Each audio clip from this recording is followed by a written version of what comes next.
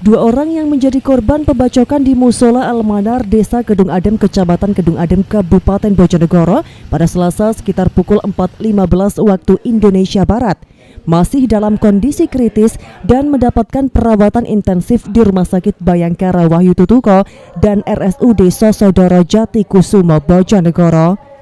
Korban yang masih mendapatkan perawatan yakni Arik Wijayanti 60 tahun dan Cipto Rahayu 63 tahun tetangga korban. Sementara Abdul Aziz 60 tahun yang merupakan suami dari Arik Wijaya meninggal dunia di tempat dan jenazah masih diotopsi di RSUD Sosodoro Jatikusumo Bojonegoro. Sebelumnya korban yakni Abdul Aziz, Cipto Rahayu dan Arik Wijayanti dibacok oleh tetangga mereka yaitu Sujito 67 tahun saat sedang melaksanakan sholat subuh di musola. Kasat Reskrim Polres Bojonegoro AKP Bayu Aji Sudarmono mengatakan kedua korban saat ini masih mendapatkan perawatan intensif di rumah sakit, yaitu Cipto Rahayu masih dalam kondisi kritis dan korban lainnya Arik Wijayanti baru sadar pasca melewati masa kritis. Menurut AKP Bayu, seluruh korban mengalami hal yang sama, yaitu bacokan di kepala. Namun Abdul Aziz mengalami luka bacok parah selain di kepala, juga luka parah di bagian tangan.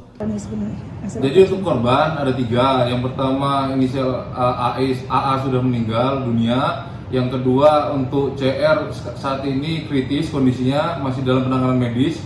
Yang terakhir yang ketiga istri dari AA sudah sadarkan diri dengan luka bacokan di kepala. Ini korban sampai meninggal itu luka bacoknya seperti apa nih? Korban dibacok di bagian kepala bagian belakang. Itu sekali atau berapa kali nih? Untuk pembacokannya sekali, langsung meninggal di tempat. Dan untuk motif utama apa dan ini? Saat ini masih dalam pendalaman. Yang jelas tadi kita interogasi awal dendam terkait tanah milik pelaku dijadikan jadikan jalan umum oleh ketua RT. Dan sempat katanya dari keterangan saksi pelaku sempat teriak mafia tanah seperti apa?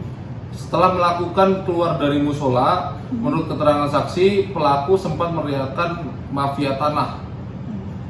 Ini untuk pasal yang disangkakan?